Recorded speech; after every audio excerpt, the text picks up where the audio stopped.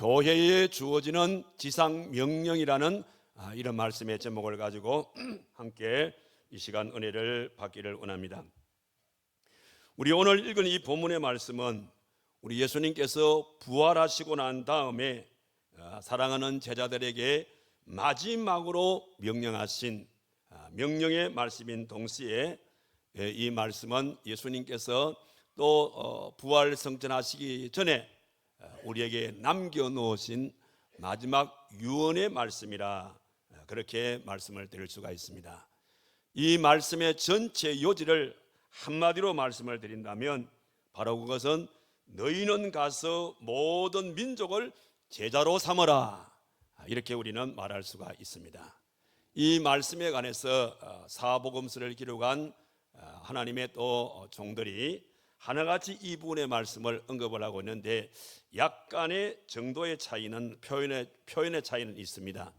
이를테면은 마가는 마가복음 16장 15절에서 이 말씀을 일컬어서 너희는 온 천하에 다니며 만민에게 복음을 전파하라, 그렇게 표현을 했고, 누가는 누가복음 24장 48절에서 너희는 이 모든 일의 증인이라, 이렇게 말씀을 하셨고, 또 요한은 요한복음 20장 21절에서 아버지께서 나를 보내신 것 같이 나도 너희를 보내노라, 이렇게 말씀하시면서 사복음 전체에서 예수님께서 사랑하는 제자들에게 나아가서 주의 복음을 담대하게 전할 것을 그렇게 명을 내리시고 계시는 것을 여기서 우리가 읽을 수가 있습니다.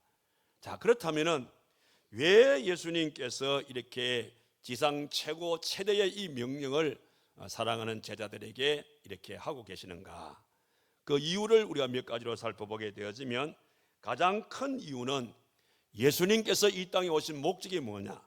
바로 영혼 구원을 위해서 이 땅에 오셨기 때문입니다. 우리가 잘 알다시피 하나님께서 자기의 형상대로 우리 인간을 만드셨습니다. 우리 인간을 만드시고 우리 인간으로 하여금 영광을 받으시기 위해서 그렇게 만들었지만은 우리 인간은 죄와 더불어 먹고 마시는 삶을 통하여 결과적으로 하나님과의 이 관계성이 끊어지게 되어집니다. 그리고 우리의 영혼은 지옥 갈 수밖에 없는 영혼으로 전락할 수밖에 없는 것이죠. 자, 이를 안타깝게 느끼신 우리 하나님께서 독생자 예수 그리스도를 이 땅에 보내주시고 이 땅에 오신 우리 예수님께서는 전 생애를 주의 복음 전파에 영혼 구원에다가 모든 걸 다 바쳤기 때문에, 그래서 오늘 저와 여러분들도 이런 연유 때문에 우리는 주의 복음을 증거해야 된다라는 것이 첫 번째 이유고, 또 하나의 이유는 전도는 모든 일들 가운데서 가장 중대하고 가장 긴급한 일이기 때문에 우리는 전도를 해야 됩니다. 사람이 이 땅을 살아가면서 누구나 다 일을 합니다. 여러 가지 많은 일들을 하게 되어지는데 그 수많은 일들 가운데 가장 우선적인 일, 가장 으뜸이 되는 일이 뭐냐라고 묻는다면 바로 그것은 생명을 살리는 이런 일이 가장 우선이 아닌가, 이렇게 볼 수가 있습니다. 그래서 우리 예수님께서도 요한복음 4장 35절에서 눈을 들어 밭을 보라, 휘어져 추수할 때가 되었다, 그렇게 말씀하시면서 이 기회를 결코 놓치지 말고 열심으로 이 주의 복음을 진력할 것을 그렇게 말씀을 했어요.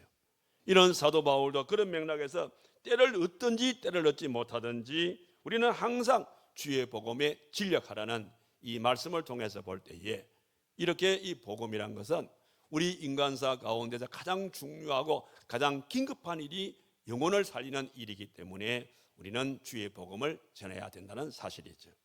그리고 또 하나의 이유는 뭐냐면 사람의 운명을 우리는 모릅니다. 여러분, 우리가 이 땅에 태어나서 언제 어느 시에 어떤 일을 당해서 우리가 이 세상을 마칠지를 우리가 아무도 그 사실에 대해서 알 수가 없어요. 그래서 잠언서 27장 1절의 말씀 보면 너는 내일 일을 자랑하지 말라, 하루 동안에 무슨 일이 일어날든지 네가 알 수 없음이라, 그렇게 말씀을 하셨고, 바울은 고린도전서 9장 16절의 말씀 보니까 만일 전하지 아니하면 그렇기 때문에 내게 화가 있을 것이다, 이렇게 말씀을 하셨고, 또 로마서 1장 14절에도 보면 헬라인이나 야만인이나 지혜 있는 자나 어리석은 자에게 다 내가 빚진 자라. 내가 복음의 빚진 자이기 때문에 오늘도 우리는 때를 얻든지 때를 얻지 못하든지 주의 복음을 전하는 이것이 또 하나의 이유가 되어진다는 겁니다. 그래서 우리는 이런 이유 때문에 더욱더 열심으로 주의 복음을 증거해야 된다는 그런 사실입니다. 자, 그렇다면 우리가 이런 이유로 우리가 주의 복음을 전한다면 복음을 전하는 우리들이 어떻게 복음을 전해야 될 것인가? 그 복음을 전할 수 있는 방법을 우리 몇 가지로 살펴보게 되어지면 오늘 먼저는 여기 19절과 20절의 말씀에 이렇게 기록되어 있죠. 그러므로 너희는 가서 모든 민족을 제자로 삼아 아버지와 아들과 성령의 이름으로 세례를 베풀고 내가 너희에게 분부한 모든 것을 가르쳐 지키게 하라. 볼지어다 내가 세상 끝날까지 너희와 항상 함께 있으리라 하시니라. 자, 이 말씀을 우리가 가만히 보게 되어지면 이 두 절의 말씀에서 헬라어 원문에 보게 되어지면 주어가 뭐예요? 주어가 이 말씀의 주어가 뭐지요? 주어는 바로 너희란 말이죠. 너희가 주어가 되어지고 동사는 뭐지요? 제자를 삼아라 이런 뜻이죠. 너희가 제자를 삼아라 이런 뜻입니다. 그러니까 이 말의 의미는 너희가 먼저 제자로서 주의 복음을 증거하게 되어지고 그리고 제자를 만들어 가라. 이런 의미로서 우리들에게 복음을 전하는 방법을 말씀을 하실 때에 결국은 이 말씀은 군중이 되지 말고 제자가 되어서 주의 복음을 전하라. 그런 의미가 이 속에 함축이 되어 있습니다. 자, 그렇다면 우리가 왜 군중이 되지 아니하고 제자가 되어야 되는가? 왜 제자가 되어야 될 것인지 그 제자의 중요성을 이 말씀을 통해서 알 수가 있는데 이 제자의 중요성을 보게 되어지면 그렇습니다. 예수님께서 이 땅에 오셔가지고 3년의 공생의 사역을 행하시면서 예수를 따랐던 사람들 수만 명이 예수님을 따랐지 않습니까? 예수님을 따르던 무리들을 보게 되어지면 크게 두 종류로 나눌 수가 있어요. 한 종류는 바로 군중 심리로서 예수님을 따랐던 무리들이 있습니다. 그리고 또 한 종류의 사람들은 예수님의 제자로서 예수님을 따라다녔던 것을 볼 수가 있습니다. 그중에 이 군중의 무리는 어느 정도 되었냐면 누가복음 12장 1절의 말씀 보게 되어지면 그동안에 무리 수만 명이 모여서 서로 밟힐 만큼 되었다. 예수님께서 한 지역을 이렇게 옮길 때마다 수만 명이 모였다 그랬어요. 얼마나 많이 모였든지 사람이 발로 밟힐 정도로 그 정도로 수만 명의 사람들이 그렇게 모여들었다는 것입니다. 왠가 하면은 우리 예수님께서 그 당시에 지역을 옮길 때마다 크게 두 가지 일을 하셨어요. 하나는 뭐냐면 수많은 기적을 베풀어 주었습니다. 기적을 베풀기도 하시고 또 하나는 뭐냐면 많은 병자들을 치료했습니다. 이 소문이 그 지역에 난 겁니다. 아, 예수란 그분이 이런저런 기적을 베푼다더라. 인간이 할 수 없는 그런 일을 행한다더라. 야, 신통하고 신기하다. 이런 소문이 막 퍼져나가는 겁니다. 그뿐 아니라 그분은 어떤 병에 걸린 환자라도 그분은 말 한마디로서 모든 병을 다 치료를 하더라. 완치를 시키더라. 심지어 죽은 자도 살리더라. 이런 식의 소문을 난 겁니다. 그러니까 그 현장을 봐서 또 예수님이 움직일 때마다 오신 분도 계시고 실질적으로 몸이 아프신 분들 또 실질적으로 이런저런 문제를 가지는 이런 분들은 그런 모든 문제를 해결하기 위해서 따라기도 했지만은 다수의 사람들은 소문으로 호기심에 그래서 수만 명이 예수님께서 가는 곳곳마다 따라다닌 겁니다. 자, 이 절정이 언제였습니까? 바로 예수님께서 예루살렘에 입성하실 때였어요. 예루살렘에 입성하실 때에 그때에 정말 이 인산인해를 이룬 겁니다. 그리고 그들이 눈으로 보기도 했고 또 소문으로 듣기도 했단 말입니다. 그러니까 저분이 우리의 왕이 되게 되어지면 우리는 진짜로 이제 잘 사는 나라가 되겠구나. 이렇게 생각을 하고 이 무리들이 예수님께서 예루살렘에 입성하게 될 때에 종려나무 가지를 꺾어가지고 호산나 호산나 이렇게 소리를 지르면서 대대적으로 예수님을 만왕의 왕으로 그들은 맞이하고 싶었던 겁니다. 자, 이래서 우리 예수님께서 예루살렘에 입성을 하셨습니다. 그런데 예루살렘에 입성을 하신 그 이후에는 아무런 기적을 행하지를 않는 거예요. 그리고 아무런 병도 치료하지를 않는 겁니다. 그러니까 그런 호기심으로 따랐던 사람들, 그런 분들이 아니 왜 기적을 행하지 않지? 왜 병을 치료시키지 않지? 더욱이 실망이 된 것은 뭐냐면 대제사장들이 예수님을 죽이기 위해서 붙들어 갔지 않습니까? 그럼에도 불구하고 아무런 기적을 행하지 않는 거예요. 그러면서 이들의 마음속에 많은 실망이 쌓이기 시작합니다. 여러분, 우리 그런 말 있잖아요. 기대가 크면은 실망도 크다는 그런 말이 있죠. 그런 분위기인 겁니다. 그러니까 사람이 누군가에게 너무 기대를 걸고 있는데 그 상대가 나한테 실망을 주게 되어지면 실망의 선을 넘어서 미움이 생기게 되는 겁니다. 지금의 이 분위기가 그런 분위기입니다. 그래가지고 대제사장들이 예수님을 십자가에 못 박혀 죽이기 위해서 빌라도 법정으로 끌고 갑니다. 빌라도가 끌려온 예수님에게 신문을 해보니까 자기로서는 이 죄를 찾을 수가 없는 거야. 그런데 이 군중들이 왜 이렇게 혈안이 돼 있지? 그런 가운데 이 빌라도가 절기 때마다 자기들의 법에 의해서 죄수 한 사람을 놓아주는 그런 법이 있다 이 말입니다. 그래서 이 빌라도가 생각할 때에 이 법이 있으니까 이 죄수 가운데 한 사람을 놓아주는 법이니까 마치 그때 이 바라바라는 이 살인 이 강도가 있었단 말이에요. 살인자가 이 살인자가 잡혀왔단 말입니다. 그러니까 바라바하고 예수 중에 한 사람을 놓아주고 싶은데 아마 군중들한테 묻게 되어지면 아무리 지금 저렇게 하지만은 그래도 살인자를 놔주려 하겠나? 이 빌라도의 마음에 그런 마음이 들었어요. 그래서 그 질문을 하니까 의외의 답이 나온 거예요. 군중들이 누구를 살리냐면 예수를 살리는 것이 아니라 바라바를 살려주라는 겁니다. 참 기가 찰노란 아니겠습니까? 엊그제만 한다 하더라도 우리 예수님을 호산나 호산나 이렇게 외치던 이 군중들이 이제는 예수를 죽이고 바라바를 살려두라 이런 식으로 완전히 사람이 변해버렸다 이 말인 것입니다.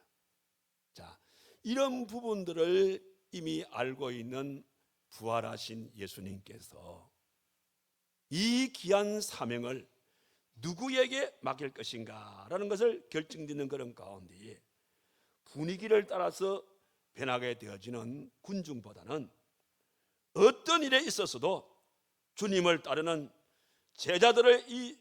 제자들이 더 중요하게 그렇게 보시면서 그래서 마지막까지 남은 이 제자들에게 결과적으로 가장 중요한 이 복음 전파의 명령을 그들에게 하고 계시는 것을 볼 수가 있습니다.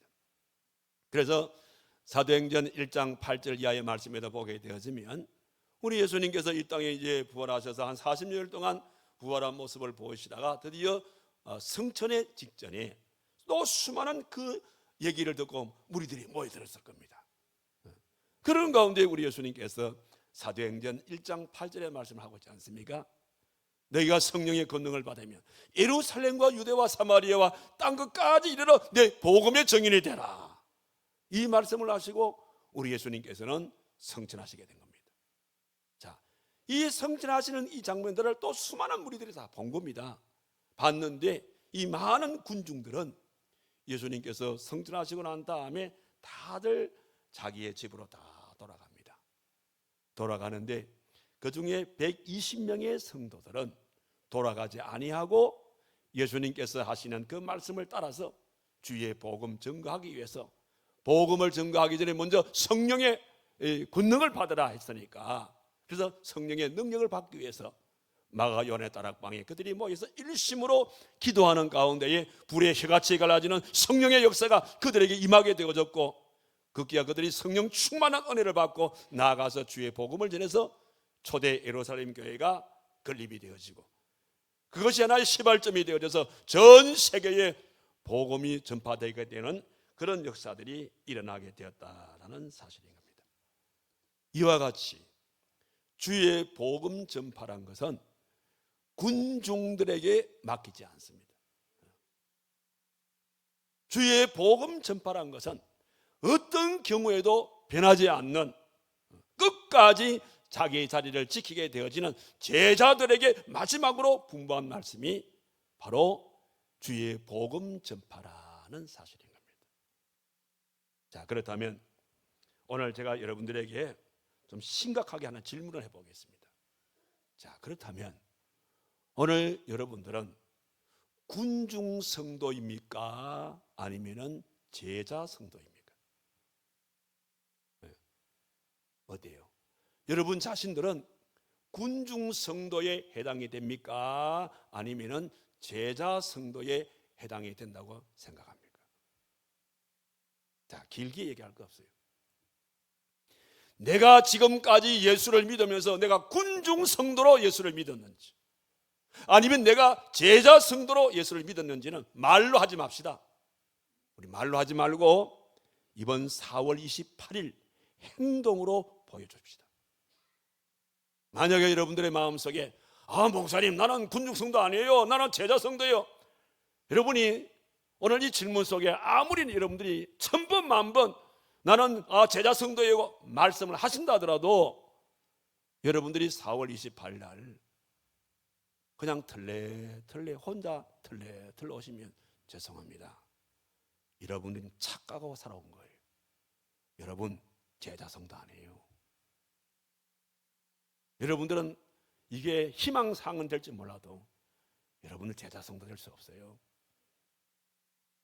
제자 성도가 되지 아니한다는 것은 주님께서는 중요한 일은 제자 성도에게 맡긴다는 사실이에요. 어제나 오늘이나 변함이 없어요. 군중 성도에게는 썰물 밀물처럼 왔다 갔다 하는 그런 성도에게는 하나님의 귀한 일을 맡기지 않아요. 분명히 하시기 바랍니다.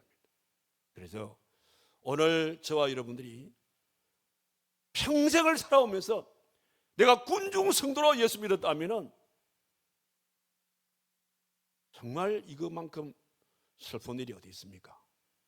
그렇잖아요. 주님이 우리를 원하시는데, 주님이 쓰시기 원하시는 분들은 군중 성도가 아니라 제자 성도를 원하시는데, 내가 그 반열 속에 내가 빠져있다 그러면 이것만큼 슬픈 일이 어디 있냐 이 말이에요. 그래서 내가 제자 성도인지 내가 군중 성도인지 여러분 자신이 시험해 보시기 바랍니다. 남은 22일 동안 내가 제자 성도로 살 것인지 아니면 군중 성도로 살 것인지는 여러분이 말이 아니라 행동으로 꼭 보여주시기 바랍니다. 그래서 주님으로부터 인정받으십시오. 나는 여러분들을 믿습니다. 오늘 여기 오신 여러분들은 군중 성도가 아니라 모두가 다 제자 성도인 줄 믿습니다. 목사님, 나는 제자 성도입니다. 그렇게 여러분들 자신이 있는 분은 큰 소리를 하면 아멘 합시다. 아멘. 아멘. 좋습니다. 제자 성도 꼭 되시기 바랍니다. 그러면요, 제자 성도가 될 수 있는 방법이 있어요. 말로만 제자 성도가 되는 것이 아니라 제자 성도라고 하면 최소한의 제자 성도는 주님 같은 마음을 가져야 돼요. 주님과 같은 마음을 가진 사람이 그게 바로 주님의 제자 아니겠어요?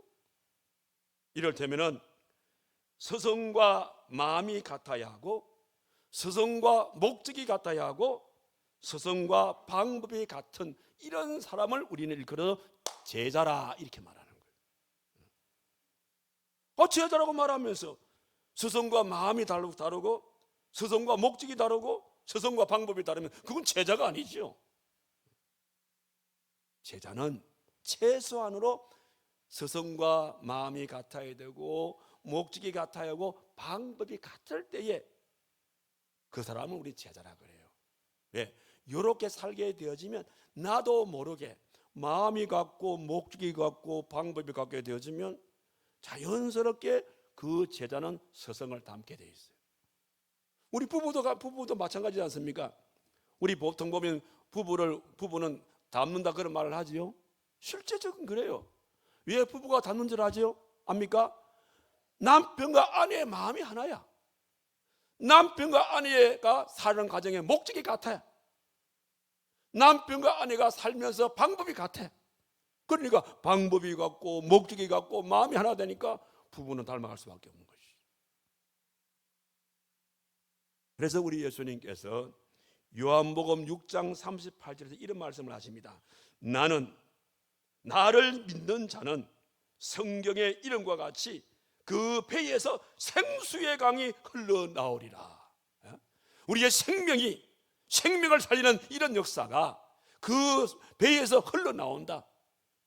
그게 예수님의 마음이거든요.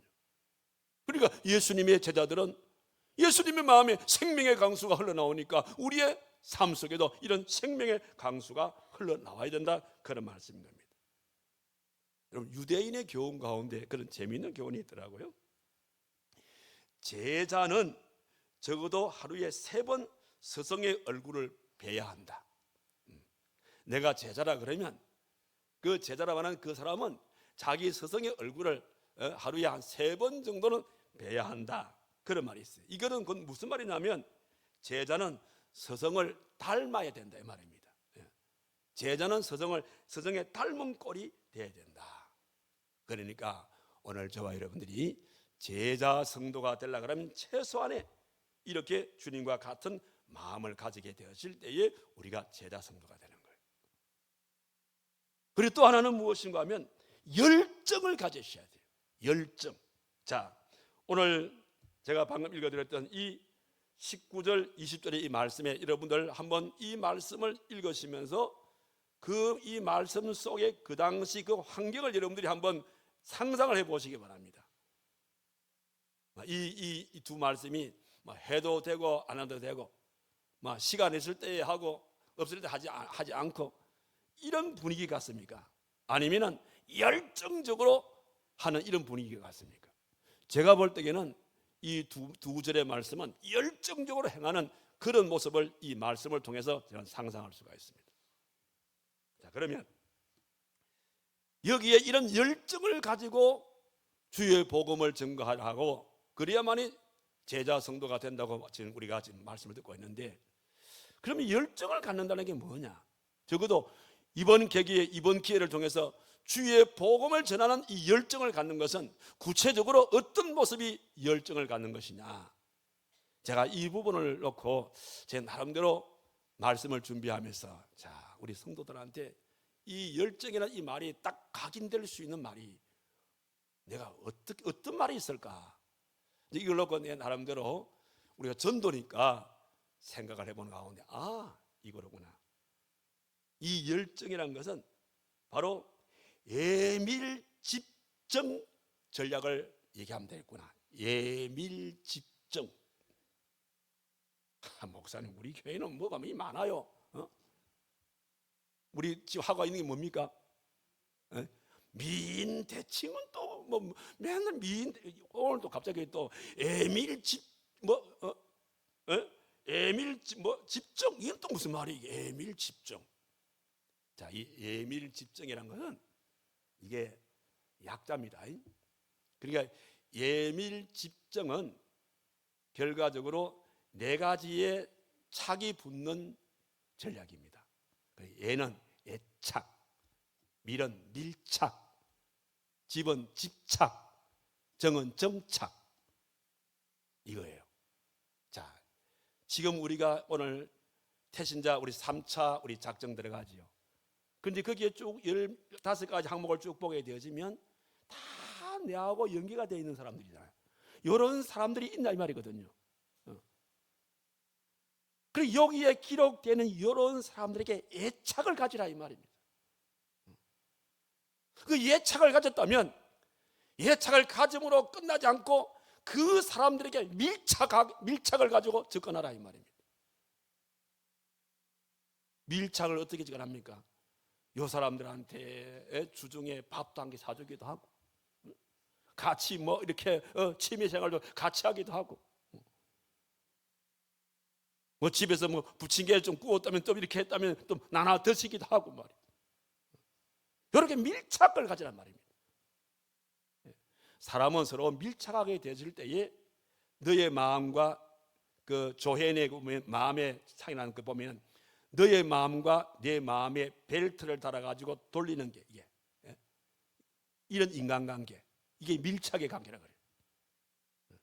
이런 관계를 맺으라 이 말이에요. 그러면 자연스럽게 이 서로 간에 담이 허물게 되어지고 서로 간에 서로 자유롭게 얘기할 수 있어요. 이런 것이 한두 번으로 끝나지 말고 그 다음에 집착하라, 계속적으로 하라 이 말이에요. 계속적으로 전화하기도 하고, 때로는 편지를 쓰기도 하고, 때로는 찾아가기도 하고, 주일이 되어지면 그분들을 모시고 오기도 하고, 이렇게 그 집착하라 이 말입니다. 집착하다 보게 되어지면 이게 집착이 한 주간이 되고 두 주간이 되고 세 주간이 되다 보면 어느 시기에 되어지면 그 사람이 정착이 되는 거예요. 정착. 아시겠어요? 이번에 4월 28일 날 우리 총동원 전도 50일 큰잔치는 이 네 가지 전략으로 우리 한번 접근해 갑시다. 자, 제 첫 번째가 뭐라 그랬어요? 애착. 두 번째 밀착. 세 번째 집착. 네 번째 정착. 우리 새가족위원회는 앞으로 줄고 쭉 이렇게 하십시오. 애착, 밀착, 집착, 정착으로 그렇게 하게 되어지면 그분들이 교회를 떠날 수가 없죠. 적어도 제가 여러분들이 제자 성도라면 이런 열정을 가지시고 하시라는 말씀이고, 그 다음에 또 한 가지는 뭐냐면 제자 성도는요 이렇게 애착, 밀착, 집착, 이 접착하는 이런 분들에게, 이런 분들이 어느 시기에 오는데 절대 미루시면 안 돼요. 이번에는 바쁘니까 내년에 하지, 후반기 하지, 절대 미루시면 안 됩니다. 여러분, 왜 미루면 안 되냐면 전도에도 골든 타임이라는 게 있어요. 여러분 보세요. 무슨 일이든지 골든 타임이 있습니다. 지금 대만에 지진이 일어났죠. 해가지고 그래서 지금 아직까지 시신을 찾지 못한 분들이 있어요.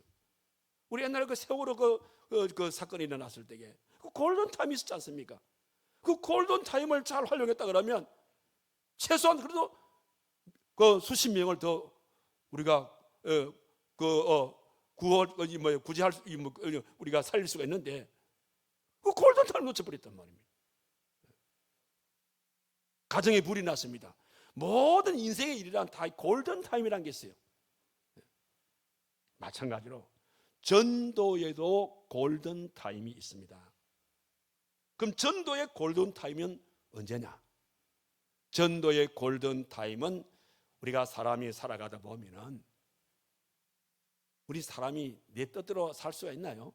내 마음대로 못 살아요. 살아가다 보면 뜻하지 않는 이런저런 인생의 위기를 만날 때가 있어요.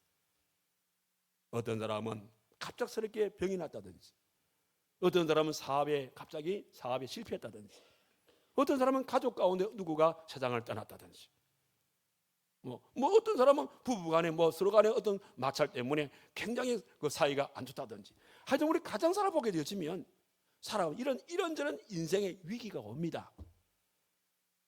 그럴 때가 언제냐? 전도의 골든 타임입니다. 여러분들 애착을 가지시고 태신자를 쭉 작작하신 분들 가운데서 우리 그런 각도에서 한번 접근해 보십시오. 이분에게 지금 어떤 위기가 와 있냐? 왜 그런가 하면 사람이란 것은 삶의 안정이 되어 있으면 별로 아쉬운 게 없어요. 사람이 안정이 되면 별로 아쉬운 게 없으면 별로 그렇게 아쉬운 게 별로 없으니까 상대 얘기를 안 들으려고 그래요. 그러나 인생의 위기를 만나게 되어지면 물에 빠진 사람이 지푸라기도 하나 잡고 싶은 심정으로 인생의 위기를 만난 사람은 누군가에게 좀 기대고 싶고 누군가에게 자기 마음을 좀 얘기하고 싶고 이런 마음들이 생기는 게 우리 인생이거든요. 그러니까 여러분들이 그런 차원에서 여러분들이 접근해 보시란 말입니다. 분명히 있을 거예요. 내가 기록한 이 태신자들의 이 분들 가운데서 아마 틀림없이 이분은 이런 인생의 위기, 이분은 저런 인생의 위기, 이런저런 위기를 만난 분들이 있을 겁니다. 그래서 그분에게 접근할 때는 그분이 지금 어떤 인생의 위기를 만났는지 그걸 정확하게 알고 그 분야로 우리가 접근하게 되어지면 얼마든지 그분의 마음 열을 수가 있어요. 지금이야말로 바로 그런 시기가 아닌가라고 생각하시고 절대적으로 내일로 미루지 마시길 바랍니다. 실질적으로 우리 미국에 이민 갔던 분 가운데 그분의 간증인데요. 참 그래도 우리나라는 우리가 어렵다, 경제가 어렵다 하지만 그래도 우리나라는 제가 볼 때는 잘 사는 것 같아요. 여러분 이민 세계를 봤습니까? 여러분 이민 세계를 압니까? 이민 세계는 여러분들 보세요. 여러분들 가운데서 지금 현재 하루에 그 직업이 세 개, 네 개 있는 분 있습니까? 나는 직업 3개, 4개를 가져야만이 나는 한 달 살아갈 수 있어. 그런 분이 있습니까? 우리나라 별로 없어요. 그런데 미국 가보게 여러분들 미국이라는 나라가 여러분들 잘 사는 것이 보이겠지만 그 세계에 들어가 보기에는 특히 이민 세계 같은 경우는 여러분 직업 하나 가지고 못 살아갑니다. 직업 2개 가지고도 못 살아가요. 최소한 2개, 3개, 4개가 돼야 되는 겁니다. 왜냐하면 보세요.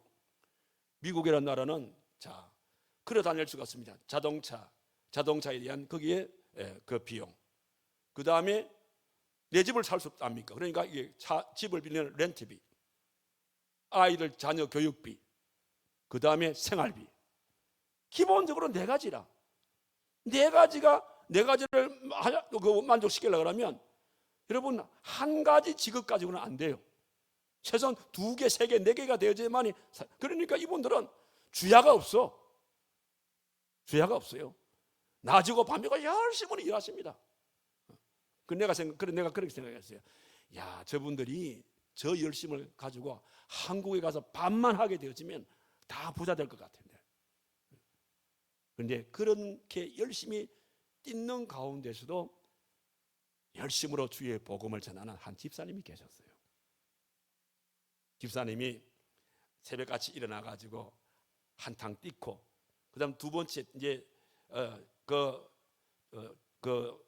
장소로 옮기는 과정 속에서 항상 이분은 뭐냐면 전도를 합니다. 전도를 하는데 그날은 조금 약간 시간이 좀 지체가 되는 바람에 좀 마음이 급했습니다.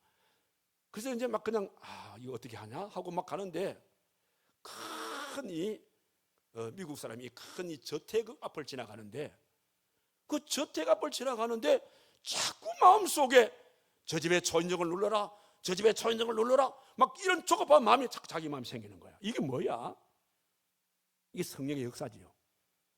그래서 하나님께서 전도하란가 보다. 그래서 바쁘지만은 그 큰 저택의 초인종을 띵동 띵동 눌렀어요. 띵동 누르니까 아무 얘기가 없어. 인기척이 없어. 또다시 띵동 또 눌렀어. 또 인기척이 없어. 이 사람이 없나? 한 번 더 눌러볼까? 띵동 3번째 눌렀어. 왜 아무 얘기가 없어? 아무 소리가 인기척이 없어. 사람이 없는가 보다 하고는 이제 발걸음을 이제 또 내딛고 이제 가다가 가는데 한참 가는데 자꾸 마음속에 다시 한 번 더 눌러라. 다시 이런 마음이 생기는 거야. 이것도 뭐야? 하면서 또 다시 또 걸음을 돌이켜 가지고 그 큰 저택에 초인종을 한 번 더 띵동 눌렀어요. 누르니까 안에서 인기척이 나는 거라. 그러면서 한 노인이 누구세요? 하고는 문을 여는 거야. 노인이라. 여러분 미국 사람들은요, 미국 사람들이 제일 싫어하는 인종은 흑인종입니다. 그 다음에 황인종입니다. 동양 사람들을 미국에서 싫어합니다. 그건 자기 동양 사람 아닙니까? 그래서 이분이 다른 말 안 하고 예수 믿으세요 하고는 이제 자기의 전화번호가 적혀 있는 전도지 한 장을 내밀었습니다. 그러니까 이 할아버지가 아무 말하지 받아가지고 문 닫고 들어가 버린 거야. 그런데 그날 저녁에 전화가 왔어요. 전화가 왔는데 할아버지 음성이었어요. 내일 만날 수가 있느냐 이렇게 얘기하는 거예요. 그러니까 이분의 마음속에 이분이 전도지를 받고 마음에 변화가 왔구나. 그러니까 일부러 시간을 내가지고 이제 정한 장소에서 만났어요.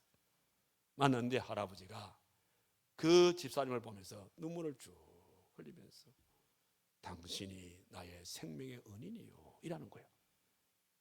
할아버지 그게 무슨 말입니까?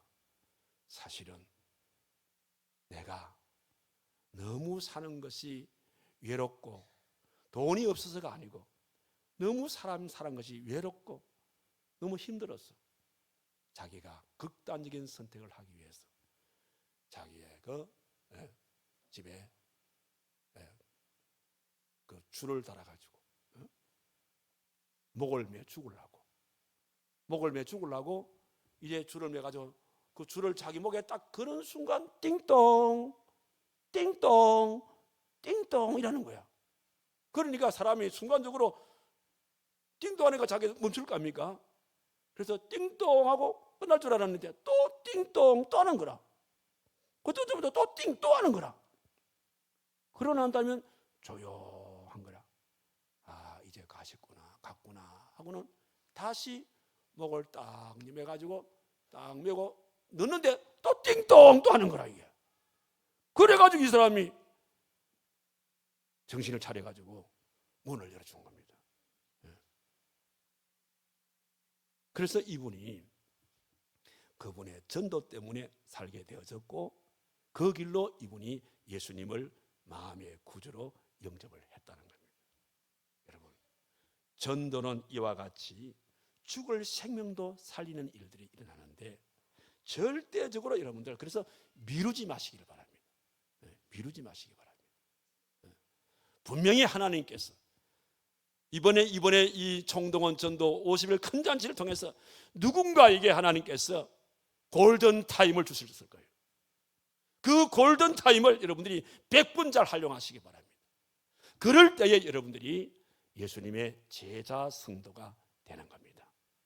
그래서 이와 같은 이런 방법들을 통해서 우리 모두가 다 제자 성도가 되어서 하나님의 큰 역사를 이루어 나가시는 여러분들이 꼭 되시기를 간절히 바랍니다. 자, 이렇게 해서 여러분들이 제자 성도가 되어지면 우리 하나님께서 우리들에게 어떤 축복을 약속해 주고 있죠? 여기 20절 하반절의 말씀 보니까 내가 세상 끝날까지 너희와 항상 함께 있으리라. 세상 끝날까지 내가 너희와 항상 함께 있으리라. 여기에 항상 함께 있으리라 이 말의 뜻은 어떤 뜻이냐면 내가 어떤 순간에도 내가 너의 옆에서 내가 너를 도와주겠노라 이런 의미의 뜻이고요. 또 이 말씀은 뭐냐면 네가 어떤 환난 속에 있더라도 환난 중에도 내가 너를 놓치지 아니하고 내가 너와 함께 할 것이다 이런 뜻이고요. 그리고 이 말씀은 고린도전서 3장 12절과 15절 이하의 말씀 보면 이렇게 주의 복음 전하는 자에게는 내가 하늘의 상급을 많이 줄 것이다 그렇게 말했어요. 그래서 거기 13절에 보니까 그래서 그때에 우리의 공적이 나타나려니 여기 공적이라는 말이 나오지요. 이 공적이라고 해서 보면 주의 복음을 증거하는 자들, 주님을 위해서 일하는 사람, 이런 공적대로 내가 너에게 큰 상을 줄 것이다 라고 그렇게 말했습니다. 사랑하는 성도 여러분, 하나님께서 오늘 우리들에게 이런 차원에서 우리를 군중 성도로 보지 아니하시고 우리를 제자 성도로 보시고 이번에 우리에게 이런 귀한 사명을 맡겨 주었다는 사실을 기억하시고 그래서 여러분들이 이제 주님으로부터 주님에게 응답을 하십시오. 예 주님, 저는 군중 성도가 아니라 주님께서 말씀하신 대로 나는 제자 성도입니다. 제자 성도로서 내가 주님과 같은 마음을 갖기를 원합니다. 열정을 가지기 원합니다. 그리고 전도의 골드타임을 놓치지 아니하고 내가 태신자 작정한 그분들 그 골든타임을 내가 놓치지 않고 그들에게 가서 주의 복음을 담대하게 전하겠습니다 라고 그렇게 여러분들 약속하시고, 그래서 열심으로 주의 복음 전해서 4월 28일 날 내가 진짜로 군중 성도인지, 내가 진짜로 인정받는 제자 성도인지 결과를 가지고 주님 앞에 결산하시는, 그래서 잘했다 칭찬받고 의의 멸관, 생명의 멸관 보장받으시고 별같이 빛나는 축복을 누릴 수 있는 여러분의 복된 삶이 되기를 주님의 이름으로 축원합니다. 기도합시다. 자비로우신 살아계신 하나님 아버지, 우리에게 제자 성도 삼기 위해서 4월 28일 총동원 전도 50일 큰 잔치를 허락해 주시고 오늘 말씀을 통하여 제자 성도가 될 수 있는 그 길이 어떤 길인가를 조명해서 말씀해 주시니 너무나도 감사를 드립니다. 주님과 같은 마음을 갖게 하시고 열정을 갖게 하시고 미루지 아니하며 4월 28일 날 반드시 내가 귀하게 여기고 또 내가 사랑하는 우리 태신자들을 꼭 우리가 밀착게 그런 관계를 통해서 또 집착을 가지고 이번 계기에 정착시켜서 하나님께 영광이 되어지고 우리의 생활 속에 제자 성도의 그 귀한 타이틀을 누릴 수 있는, 그래서 하늘의 복을 누리고 이 땅의 기름진 복을 마음껏 누릴 수 있는 우리 모두의 삶이 되도록 하나님이 크게 축복하여 주시옵소서. 예수님의 이름으로 기도하옵나이다. 아멘.